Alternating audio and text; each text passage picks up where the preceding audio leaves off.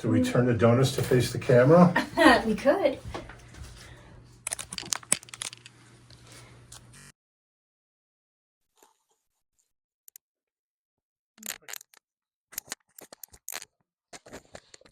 Look at that. Oh, aren't you nifty? Yeah. Maybe I will try that as well. I feel like last week I was like scruffing against my shirt. Oh. How did you do that? I'm like, I don't know how it's not saying. Oop. Well, I'm a guy. Oh, suck it. There we go. I'll just go like that. So the lavender latte is back at Starbucks. Thank God. I know, right? It just makes me so happy. I had to stop and get one. I also posted a picture of you at Spunky Dunkers. Oh, you saw me? Yeah, as I was driving past going to Starbucks, Oh, I was okay. like, I spy with my little eye. And my fantastic Lincoln Nautilus. Yes. I'd be very depressed if tariffs killed that car. Yes. It's so good.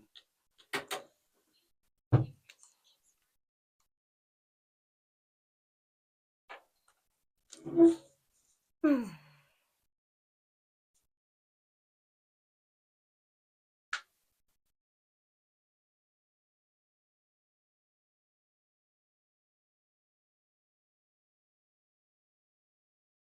Did you listen to last week's show? You should listen to the show. I usually listen when I'm editing the video to put together. They're always better than I thought they'd be. I always think they're going to be pretty damn good.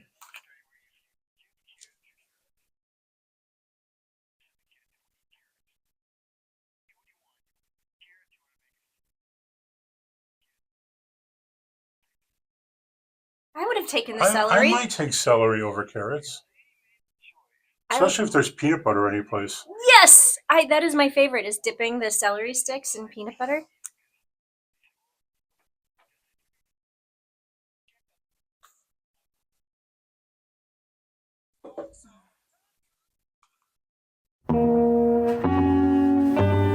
Whether you drive a car, Need a car? or just occasionally bum a ride with friends, You've come to the right place. join Jill and Tom as they break down everything that's going on in the auto world. New car reviews, Shopping tips, driving green, electric cars, classic cars. and plenty of great guests. This is the Consumer Guide Car Stuff Podcast. All right, this is the Consumer Guide Car Stuff Podcast. I am indeed Tom Appel. Thank you for joining us today. When you have a moment, when you have a chance, do me a solid. Check us out at consumerguide.com.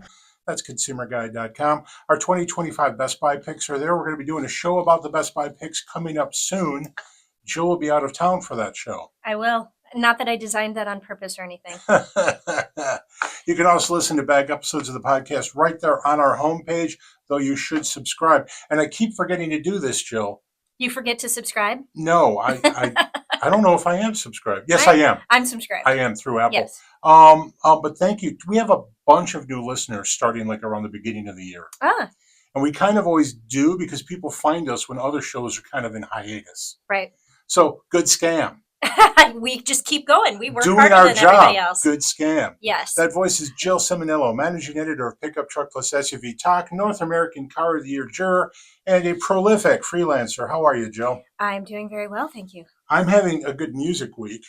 Okay. We were just talking about this, but I'm in the Lincoln Nautilus, Mm-hmm. which comes with Lincoln's Revel audio system. Oh, yeah. Holy schmoikles.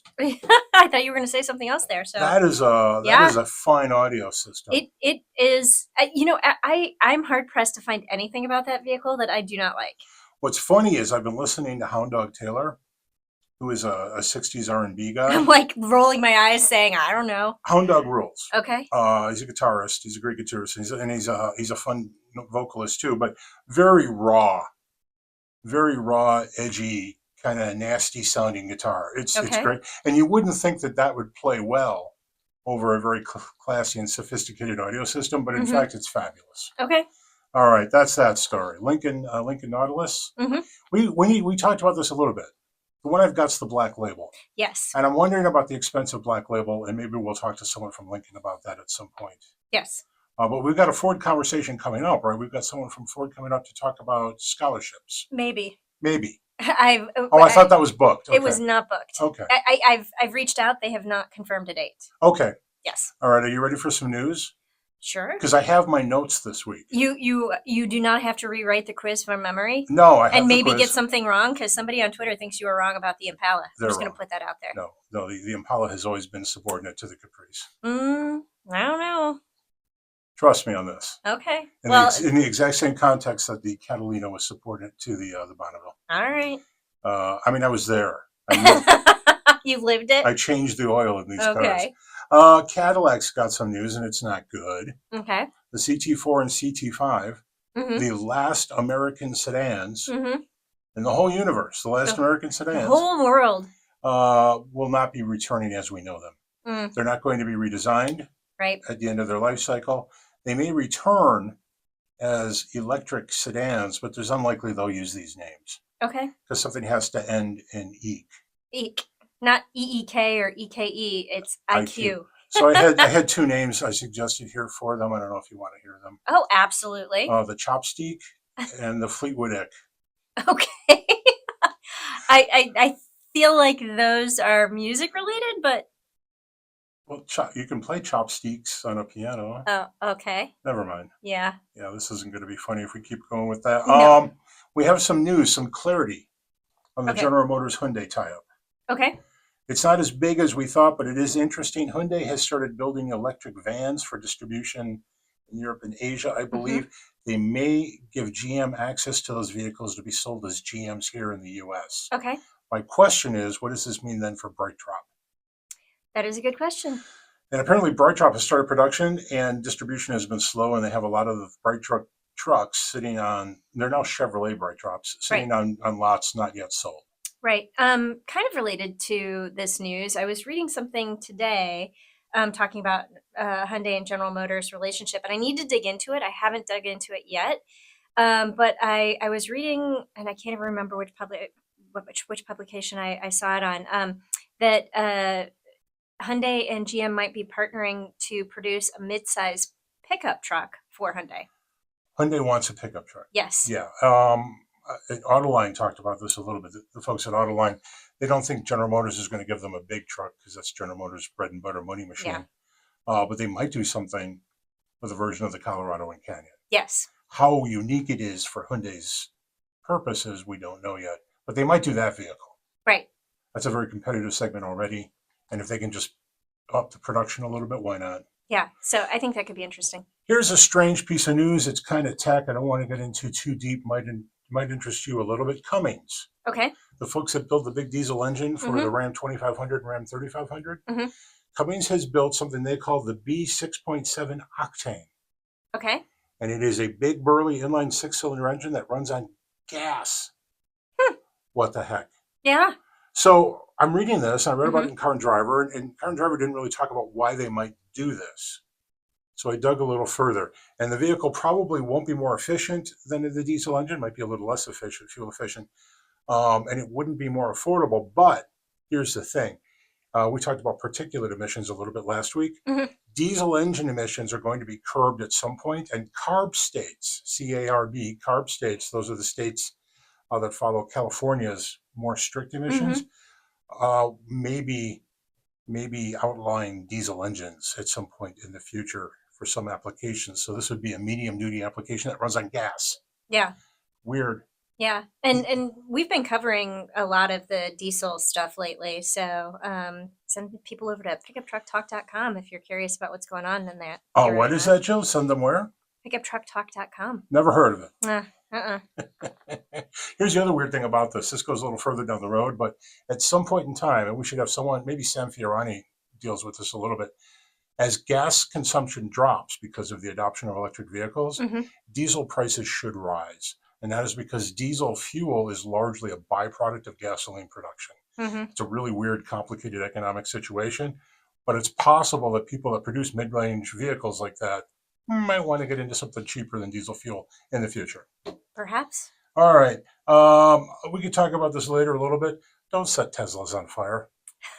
No, don't set the supercharger on fire. Don't break into the Tesla dealership. Don't do that. No, all the bad stuff you want to do to Tesla is bad for everybody. Yeah, it is. So real quick, the Tesla, did we get to this far? The Tesla recall did become a formal recall. It is a formal recall. Yeah, Yeah. so every single Cybertruck ever built has to be recalled for I that feel like body there's count. 64,000 maybe. I don't know if that's the number in my like head. right around 50 grand. I don't know. Yeah. 48 grand, but a lot of trucks. Yeah.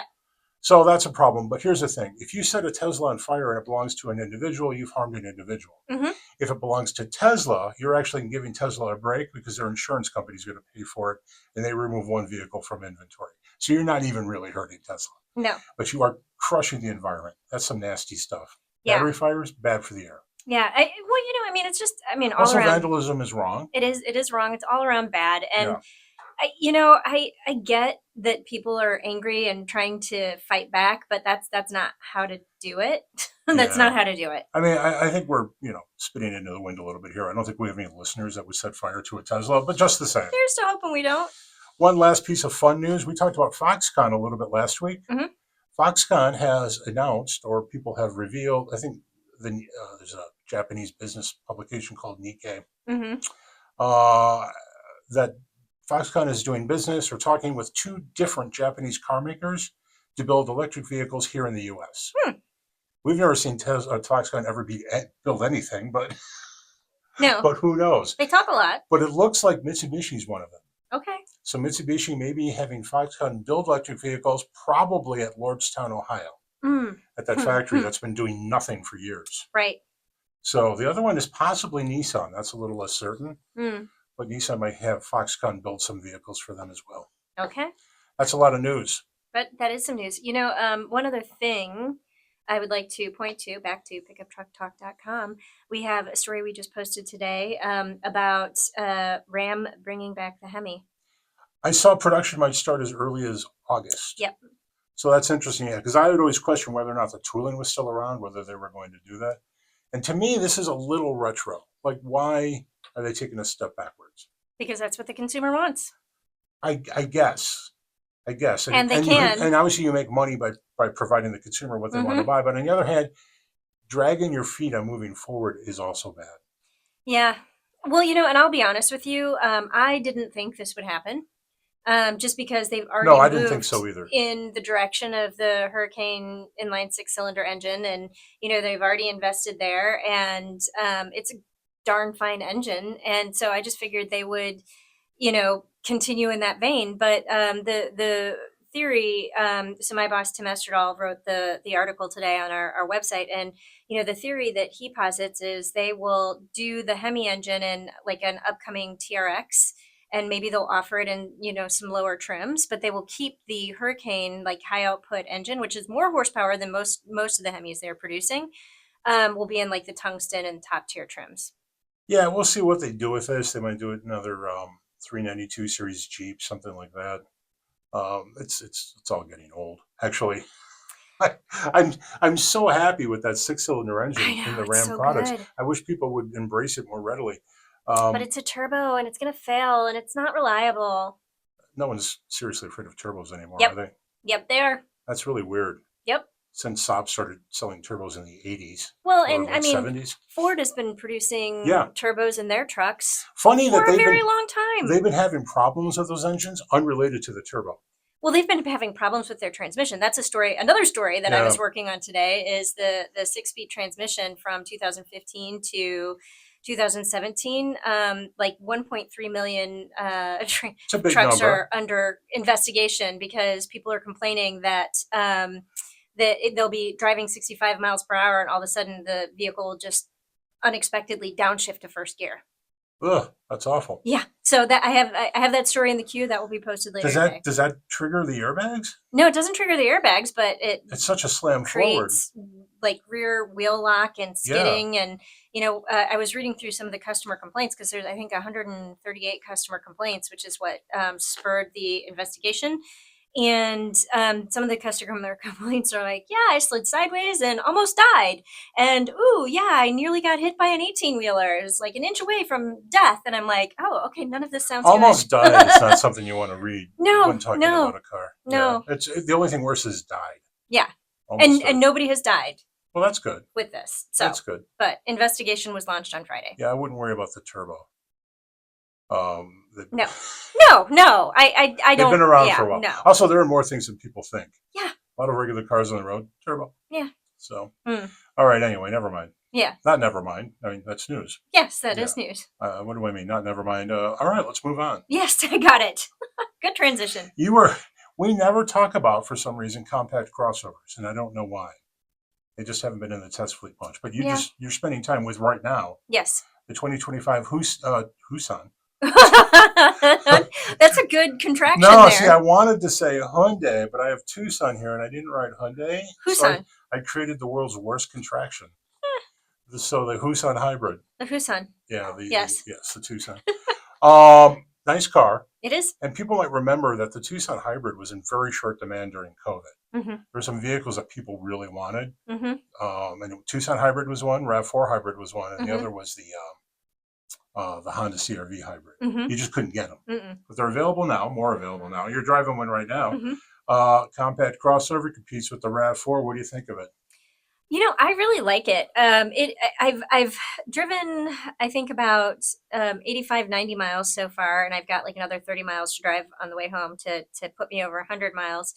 And, my fuel economy is above 30 miles per gallon for this SUV. 30? And it is. That seems a little low. Highway mileage, it drops. Like I was cruising at 65, and I was hovering right around 30 miles per gallon. That's good for a crossover. Yeah. Not great. But city driving is where that would pick up. And I'd mostly been doing city driving, and it just dropped actually on my way here. And I've been keeping it in eco mode and all of those things. But it's really comfortable. The one thing that I will say, and this is for petite drivers, I need to start keeping a spreadsheet of this.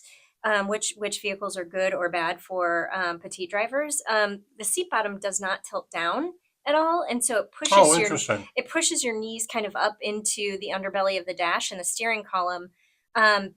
Because for somebody who has a far forward driving position, so it's not egregious, but it's less than ideal. So I need to start keeping a spreadsheet of that. But other than that, like the tech is great. The seats themselves are really comfortable. The wireless charger seems to work okay. It heats up my phone, but it actually adds charge to my phone.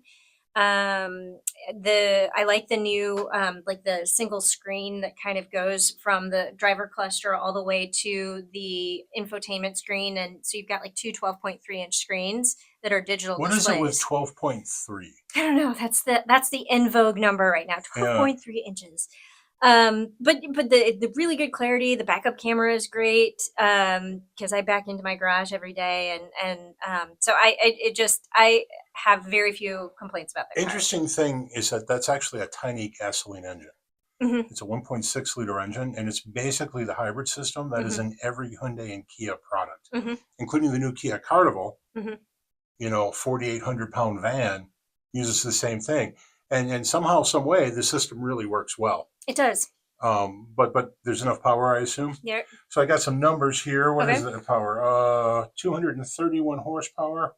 Or if you have the PHEV, there's a plug-in hybrid version of this vehicle that gets you 268 horsepower. But fuel economy is supposed to be 35 for all the hybrid models of the Tucson, or 38 for something called the Blue.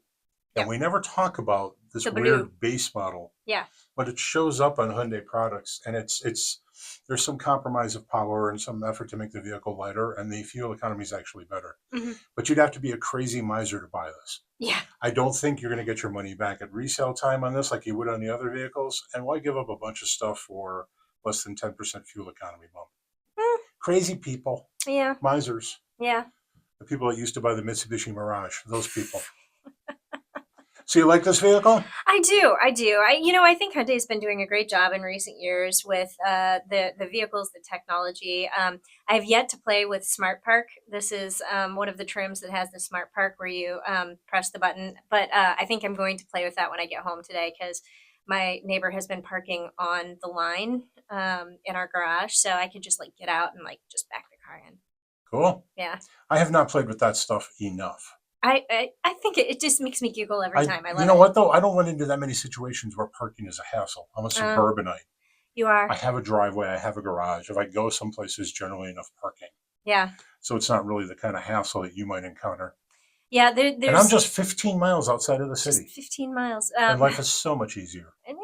My life is pretty easy. You're in bucolic Palatine. There's one parking garage that I will go to when I get my hair cut, and the spaces are for like micro cars, I think. And I had the Kia EV9, and the only space available was like one of those little micro. It doesn't say for a small car only; it's for a real car, but it was just a very small space. So I literally lined the vehicle up, got out, and then used the Smart Park to back it in. And I was just like, this is the purpose of this. Oh, that's cool. And it works well? It works really well. And that seems like a pretty tech feature to get at a mainstream price vehicle. Mm-hmm. Prices, by the way, for the non-plug-in hybrid range from $35,000 to $43,000 base price. Mm-hmm. Do you know how much your vehicle is? I do not. But yours would have stuff. It's probably a limited.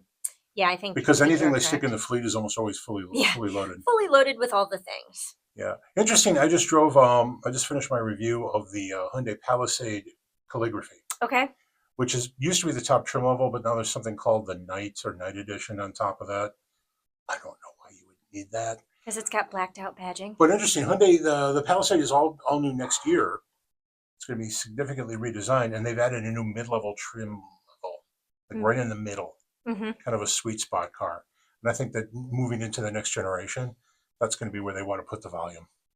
Yeah. Yeah. It's funny when you ask about these things and you try to get a sense of what the take rate is in different trim levels.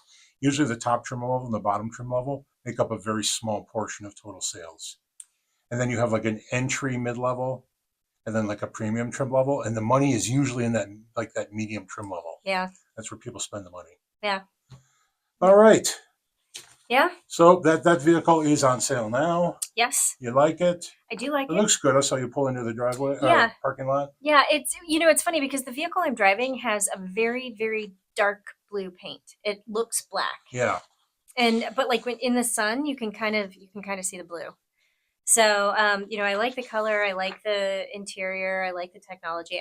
I keep repeating the technology. I'm going to be doing a tech review of this vehicle. It should be uploaded tomorrow or your next tech week. Reviews are rather popular, it seems. Yeah. On YouTube. Yeah. More popular than the podcast. Well, but that's not the traditional channel for the podcast. No, it is not. We're just trying to score on all levels. We want to serve you the information where you would like to receive it. We are where you are. We are where you are. All right. After the break, we talked to Alex Kwanten of U.S. News and World Report about the best cars for families. Yes. Stick around.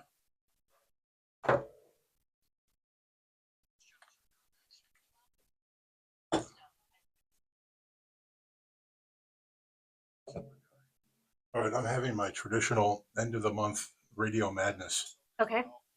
Which I will get to before we close. I'm doing John Hanson today, Patty Vasquez Wednesday, and Stephen Johnny Saturday.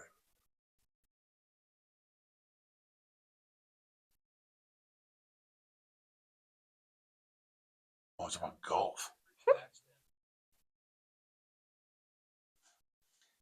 When I was selling cars, the F&I guy would always try to start conversations with people about golf, and they'd be like, I don't golf. He's like, oh, you should really try out this car. So they just said they don't golf. This is not the unifying topic you think it is. No, it is not. You know what everyone loves? Diet Pepsi. That's what you talk about. Or Starbucks with lavender. It's really good. Coconut milk. Lavender. What is the actual beverage? Coffee. Coffee with lavender and coconut milk. Yes. Really good. That doesn't even sound like something that's on a menu. Speaking of menus, I got a surprise for you today. Okay. This is funny. This is probably mine. Eureka. Wow. Yeah, that went pretty badly.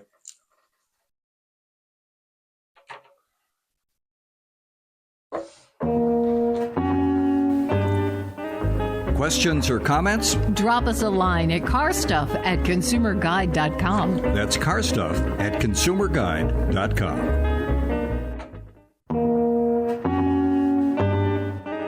Welcome back to the Car Stuff Podcast. And we're back. I'm Tom. She's Jill. This is the Consumer Guide Car Stuff Podcast. Jill, how's it going? I think that's only the first or second time you've asked me that so far today. I might be the first. It might be the first. It's going well. You did some crazy running thing.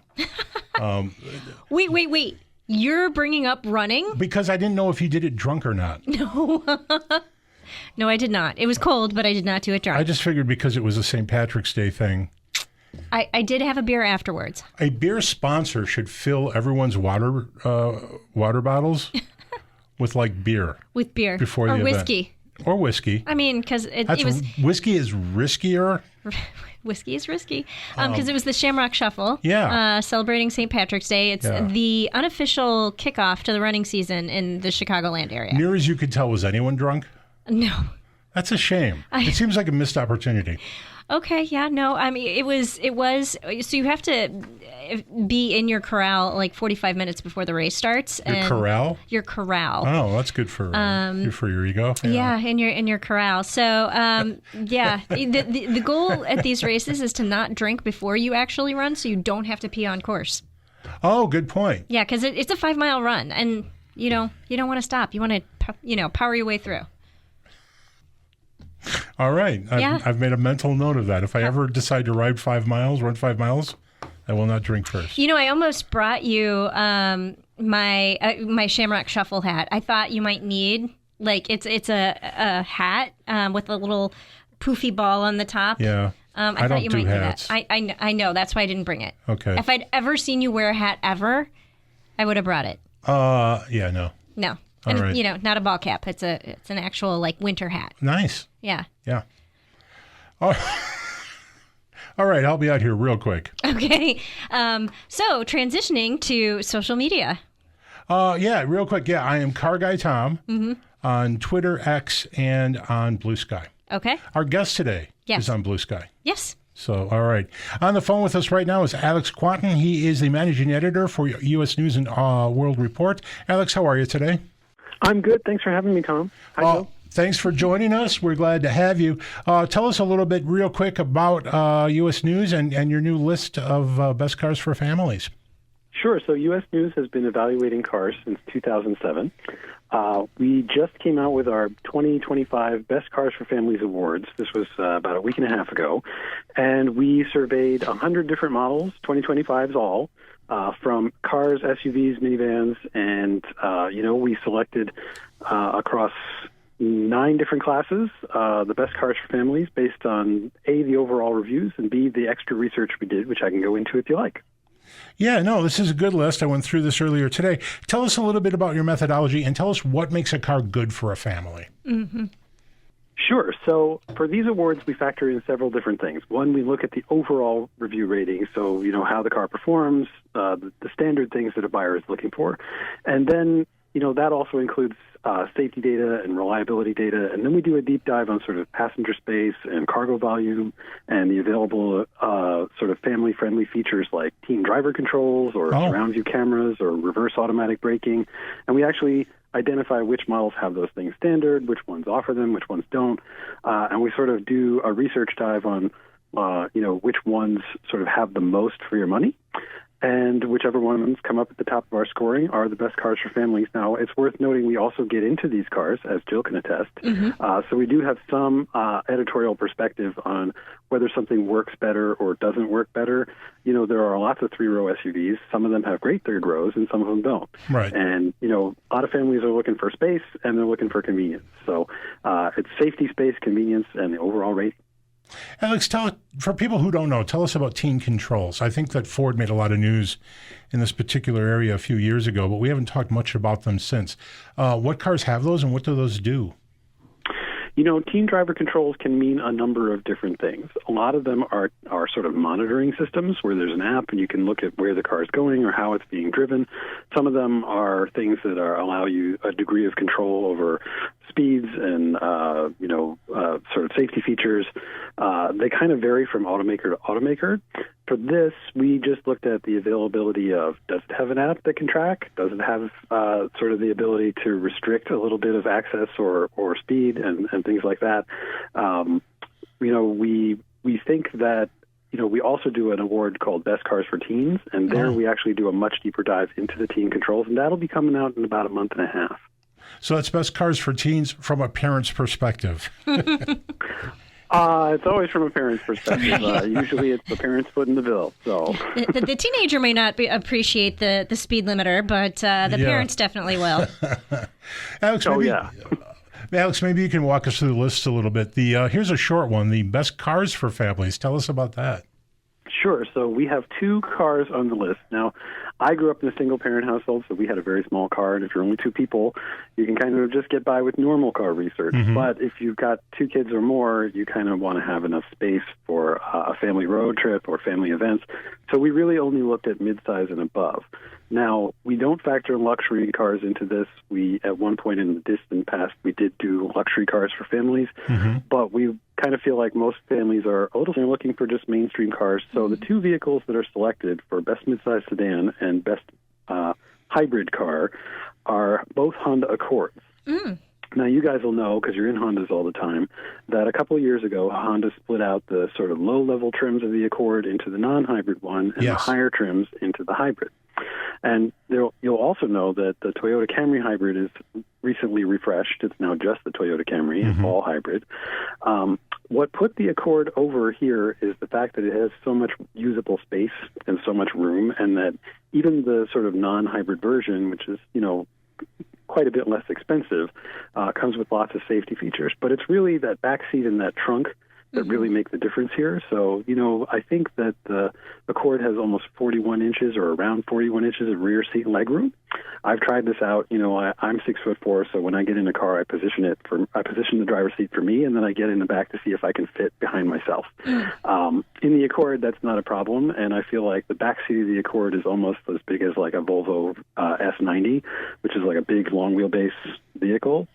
And there's a huge trunk, so 16.7 cubic feet on paper, but in reality, it's a very usable space. There are some other trunks that come close or maybe don't have the number on paper, but they're sort of very usable. But we felt that was sort of the best thing for packing in all that gear. Now, that means that the Accord passed the 4 Alex test. I mentioned that because there is the 4 Tom test, and it's of a vehicle. Now, my challenge is not so much height as it is width. So if you can fit 4 of me in a car, it passes the 4 Tom test. But to your point, Alex, I think the Accord is possibly the best vehicle you can buy in the United States for the money. So wholeheartedly agree. Tell us about the best SUVs for families. Sure. So we cover, most families are looking at SUVs now. I feel like the compact SUV has displaced the midsize sedan as sort of the family vehicle of choice, but a lot of people are also looking for 3 rows. In fact, I was just talking with a friend last night who was asking me about the Subaru Ascent and the Mazda CX-70 and the Mazda CX-90 being like, do I need the 3rd row? And it turns out she really does need the 3rd row because she usually travels with, maybe 5 or even 6 people in the car. So there's no way you're going to get away with a 2-row. But for us, we sampled the whole spectrum. We did not include the very smallest SUVs for the same reason we didn't include the very smallest cars, just because we think families will want more room. And we have a lot of repeat winners and a few new winners. So the repeat winners include the Hyundai Tucson, which is winning for the 4th year in a row as the best compact SUV. And the reason there, much like the Accord, has to do with space efficiency. So the back seat there is huge. I think also about 41 inches of rear legroom. And as I recall, I think it's about 0.8 of an inch shy of the back seat in a Chevy Tahoe, which is a much bigger vehicle. So the space efficiency really matters. You can just take a lot of stuff. I mean, there is literally a store called Bye Bye Baby for all the things you need. So, like, if you can only afford a compact SUV, this is one where you're going to get the maximum amount of space.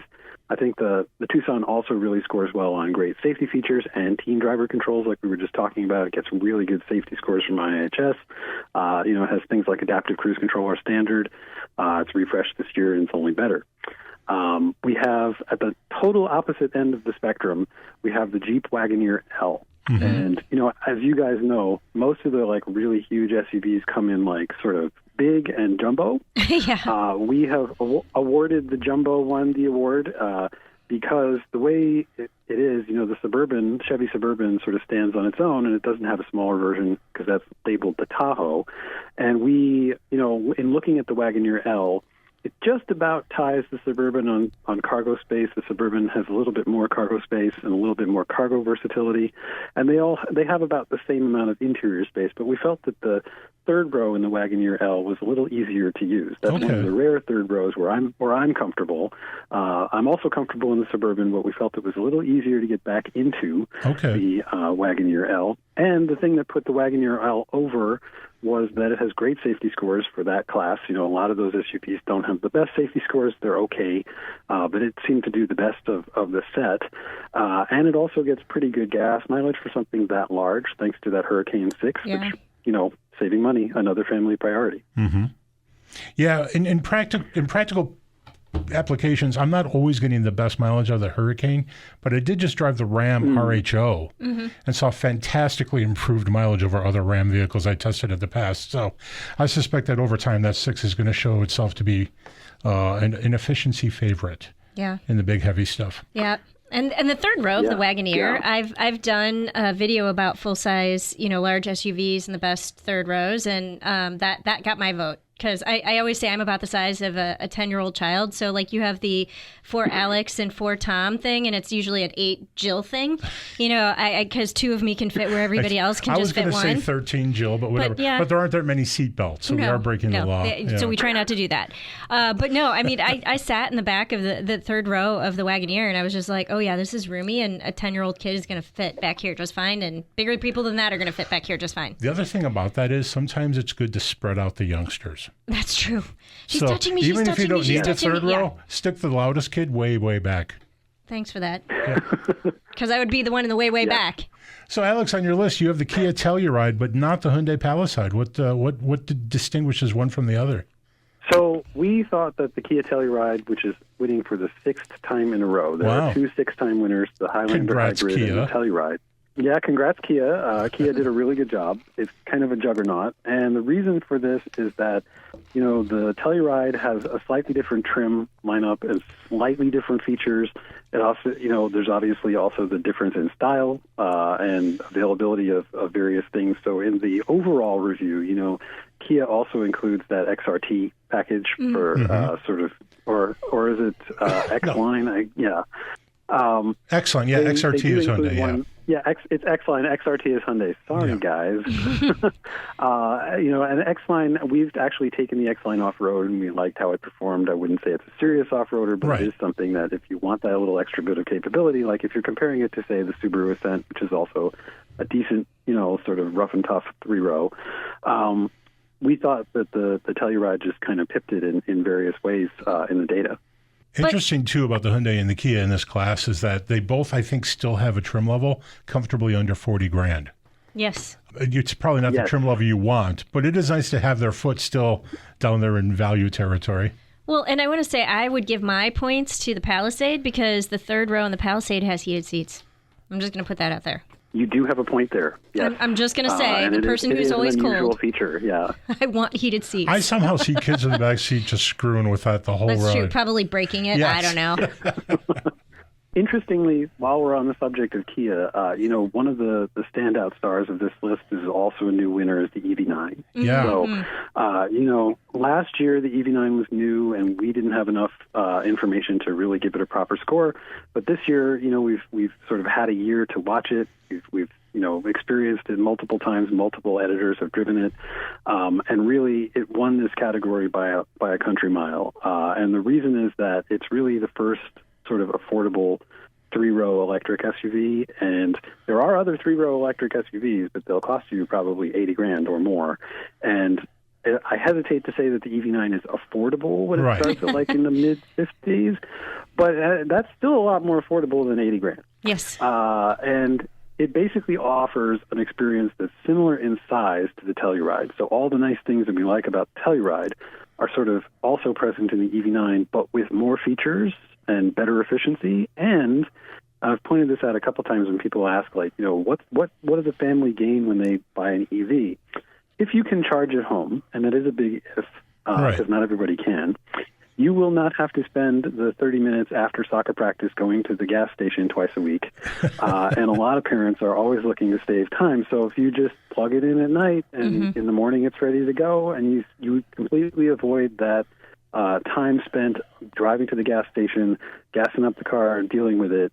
If you are mostly driving locally and charging at home, that's a huge time savings. Plus, there's usually an energy savings too. So it's it's a lot higher to start, yes, but you are saving something and you're getting something you really can't get out of a non-EV. Alex, is there anything about the EV9 being electric that compromises its family utility? I wouldn't really say so. I suppose that, if you are prone to taking long road trips in a place where maybe charging infrastructure isn't that good, I might think twice about it. Like if I lived in Billings instead of Seattle, I might be like, maybe the EV9 isn't the right one for me, although the fact that it has very, very fast DC fast charging, I mean, you can charge it from 10 to 80 in 20 minutes. I've done it.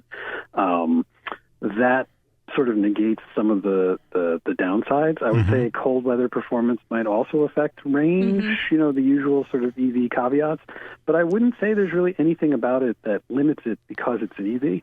I don't know. Maybe you guys disagree. Oh, no, I just have two quick questions, and I don't remember. I have spent precious little time in the EV9. So the load floor, the cargo load floor, is that about as low as it would be in a non-electric crossover? And do the third row seats fold flat into the ground?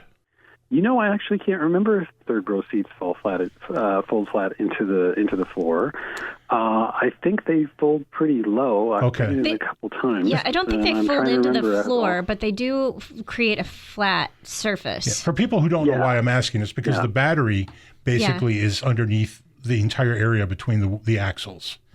But it's not located in the cargo area. Like I feel like vehicles, like some vehicles, like the Lexus LX 700H, like that compromises cargo area because the battery is in the cargo area. Yeah, a thing to think about if you're looking at any vehicle anyway, and a family would check that out. Oh yeah, with a stroller or whatever. Oh, for sure. Yeah. All right. Yeah, I mean, I remember I was at an event that Kia hosted where we had a Telluride and an EV9. It was before the EV9 was out, so we weren't allowed to drive it, but we were allowed to go through it. And I seem to recall the cargo areas are broadly similar. Cool. Well, excellent. Alex, we've flat run out of time. Where can people check out this list? So they can go to cars.usnews.com, and because some families may be feeling stretched, we've been doing these awards since 2011, and we have the past winners dating back to 2013 on the website. Oh, okay. So if you're like, hey, I'm curious about this, but I don't think I can swing a brand new vehicle, you could go through and look at our choices from past years. Well, that's very cool. We will link to that in our show notes. Alex, thank you so much for your time today. Thanks, guys. Nice to be with you. It was great to have you. That was Alex Kwanten with U.S. News and World Reports. We're going to take a break, and when we come back... Quiz time. Quiz time. He was really good. Yeah, he's a good talker. I knows his stuff.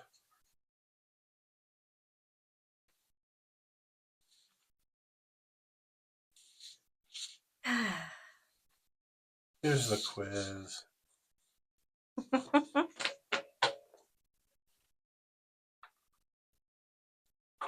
And that's Robert Colangelo. I'm on with him next week. Yeah, Mark just reached out to me to see if I could join on Thursday for Drive Chicago, and I'm going to be in Death Valley. Oh. Testing some Pirelli off-road tires. And I could have a 5. Why already did take a picture. When did they reach out to you? Today. See, they could still call me for Thursday. I did 5 things this week.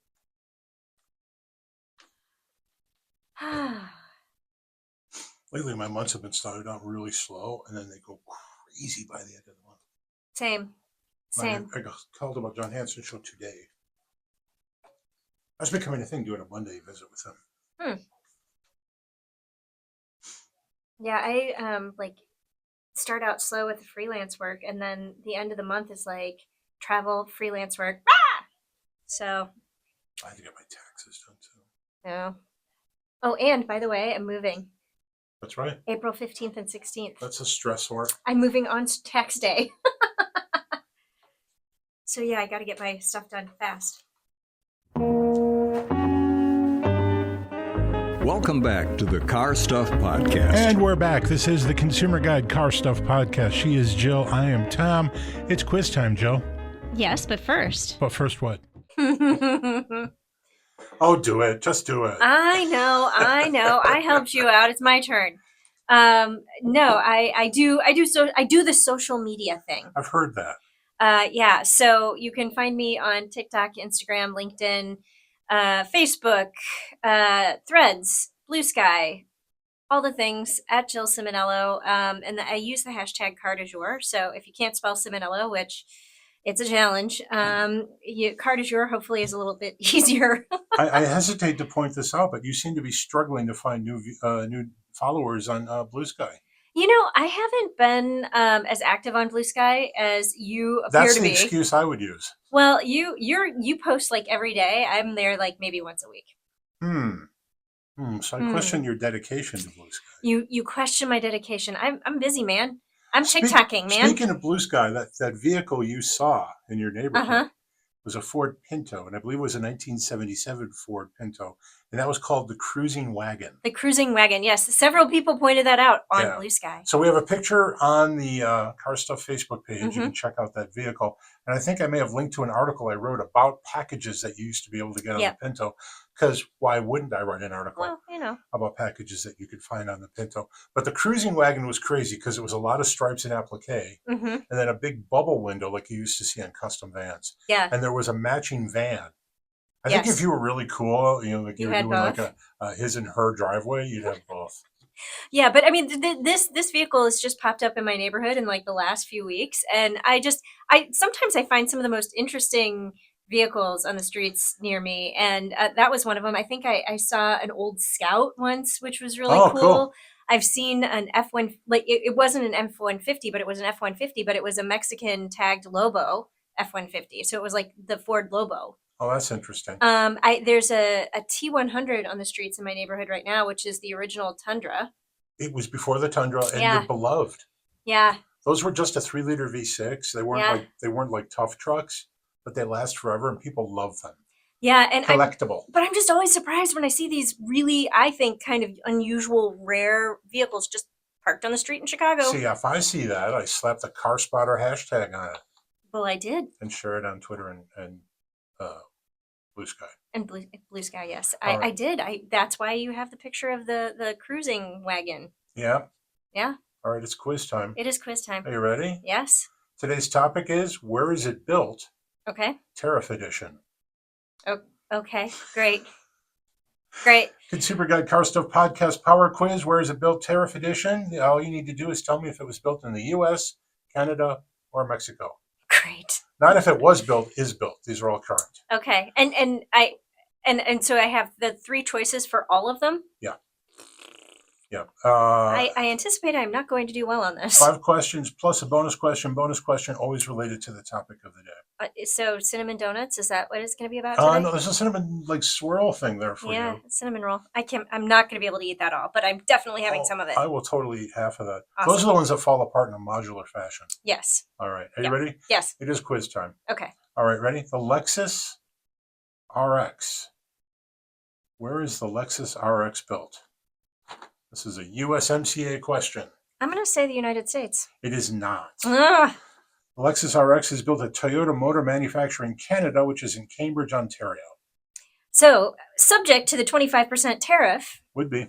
On April 2nd. Yeah. Okay. It looks like that the auto industry is going to be excluded. That's like news. That's rumors that are dropping today as we speak. Yeah.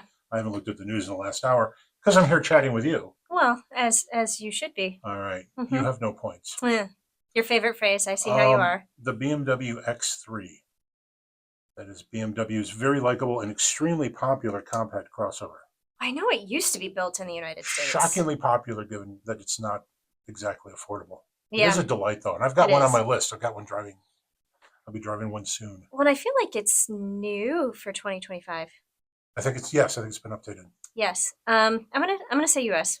It is. That's built at the BMW Group plant in Spartanburg in South Carolina. I was gonna say I remember being at the plant where those were built like 10 or 15 years ago, but I just didn't know if it was still built there.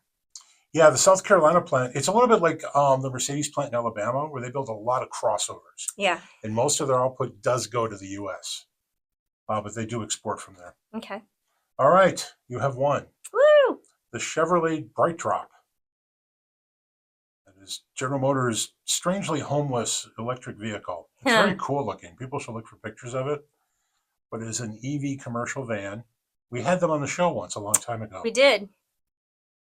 And the thing that changed is that they're now being distributed through Chevrolet dealers. I think part of that is because they were looking for big fleets. Mm-hmm.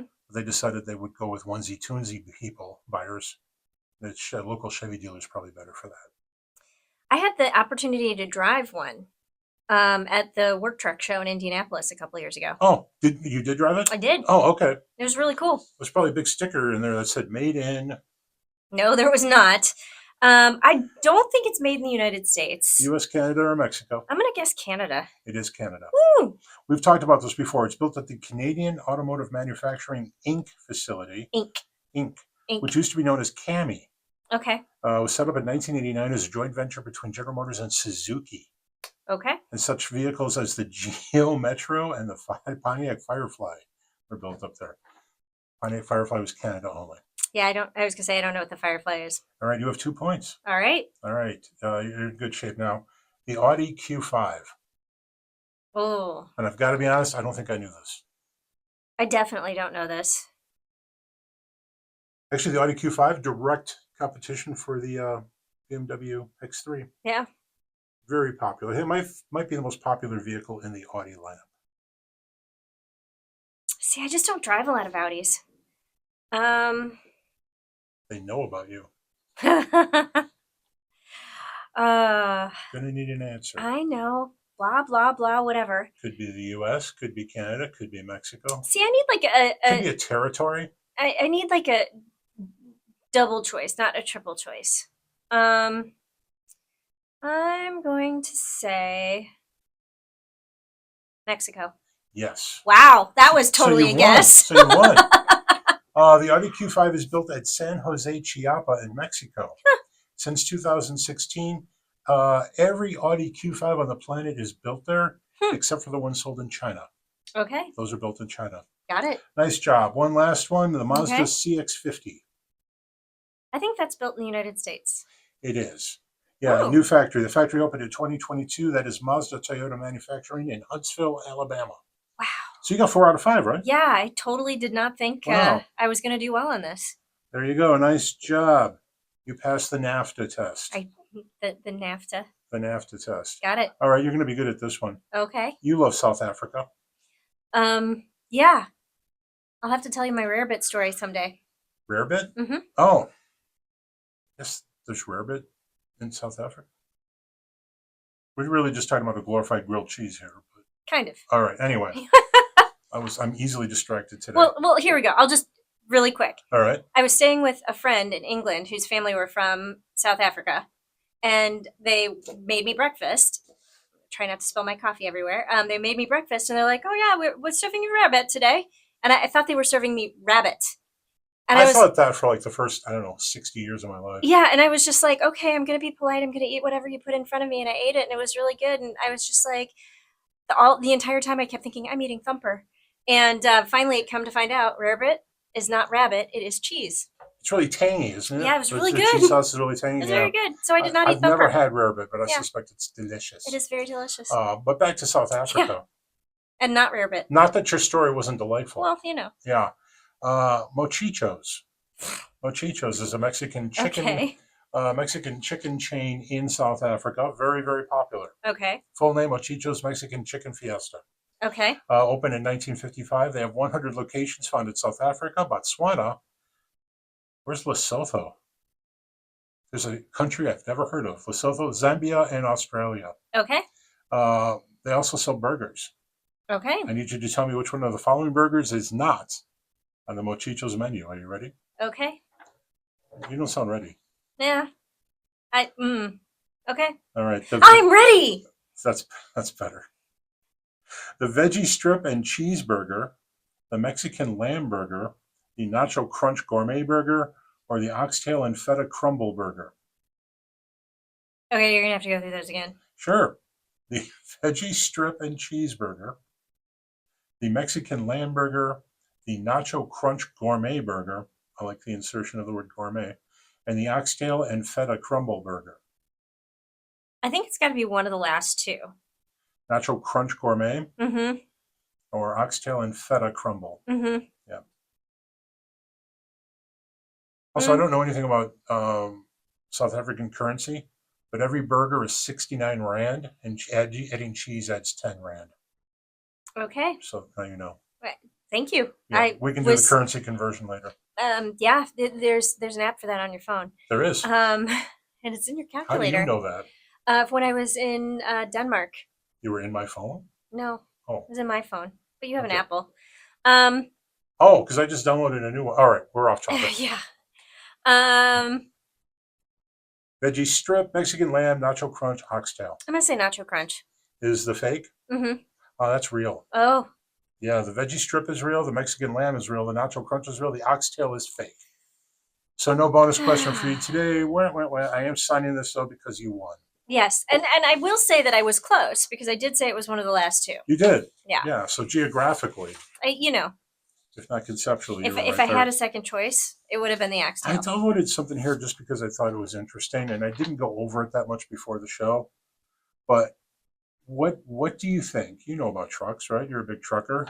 Yeah. Right? Yeah. I know a little bit about trucks. You load DEF into things. Mm-hmm. I do not load DEF into things, but I know what DEF is. Diesel exhaust fluid. Yes. It's urea. Mm-hmm. I've never heard whether or not you could substitute urine for it, but I guess that's frowned on. I'm going to say no. But it's chemically close. Mm. But anyway. So all of you out there, Tom says, if you're low on DEF, just pee into your truck. I didn't say that, but I'm suggesting there's a really good chance it works. We're going to have to ask Tim that. Also, it depends if you ran the paddy run thing and how drunk you were, which would compromise the urea quality of. Anyway. Yeah. Interesting thing here about Class 8 trucks, and I forgot where I got this, but I printed it out.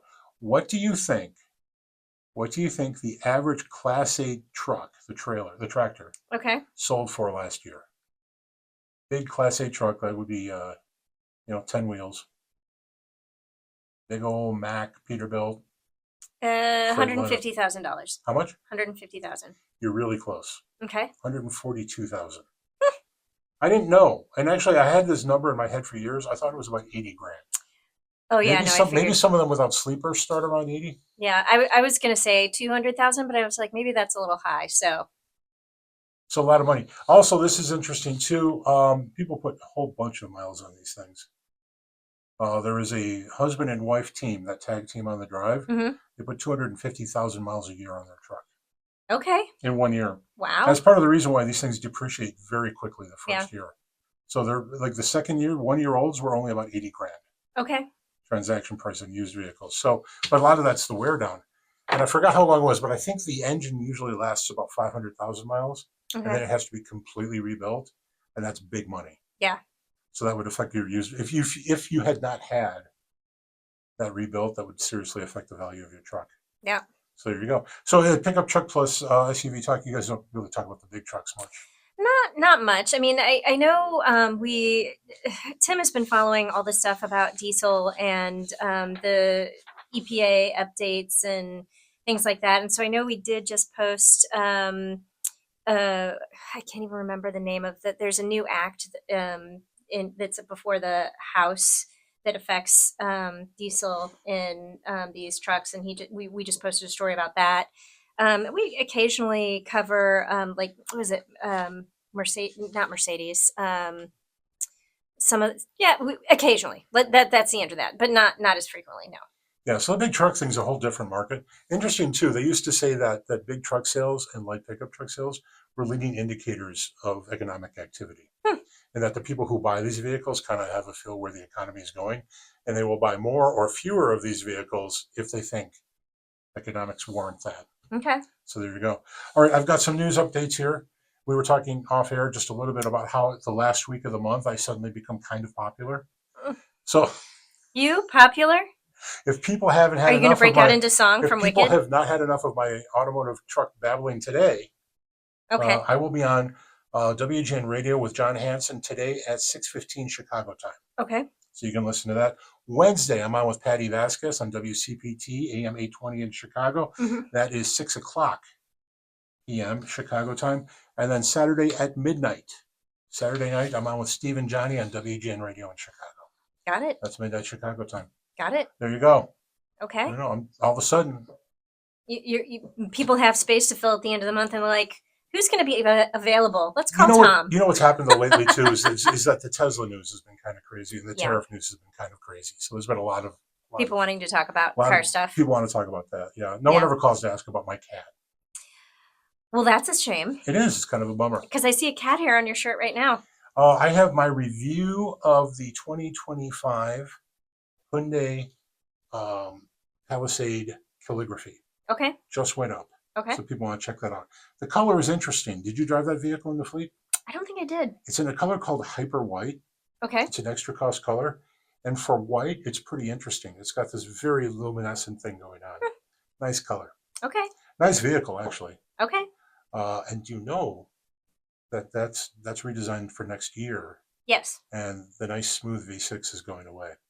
The death of the V6. The death of the V6 is a thing to catalog. Yeah. Well, and that means that it's going to go away in the Telluride as well. Yep. Yeah. So. Basically identical vehicles, Mm-hmm. as Alex pointed out earlier. Mm-hmm. All right. What else you got going on?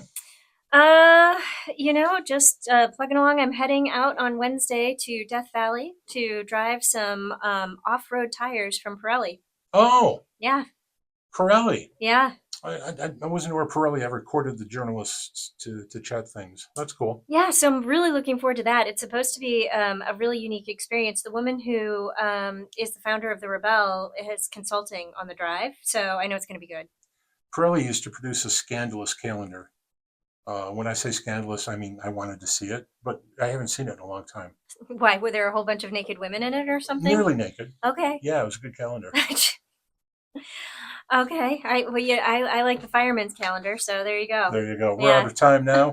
Big thanks to Alex Kwanten of U.S. Yes. News and World Reports. Thank you, Jill. Thank you to producer Randy and the good folks here at Tucson. Let's talk more about cars again Next week. next week.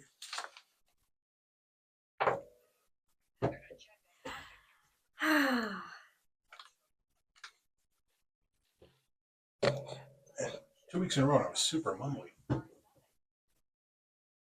You need more caffeine. It's not Pepsi.